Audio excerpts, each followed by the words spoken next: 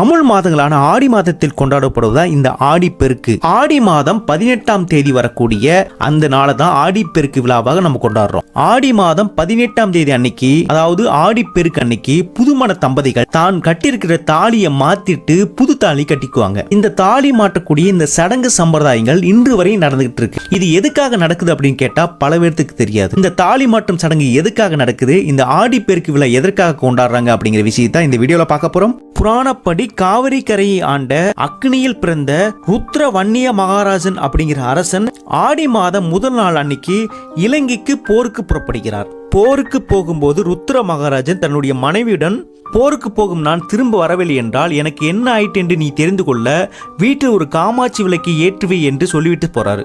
அது மட்டும் இல்லாமல் தன்னுடன் ஒரு நாயை கூட்டி செல்வதாகவும், ஒருவேளை அந்த போரில் எனக்கு ஏதாவது அசம்பாதம் ஏற்பட்டு விட்டால் அந்த நாய் திரும்ப வந்துடும் அப்படின்னு சொல்லிட்டு போறாரு.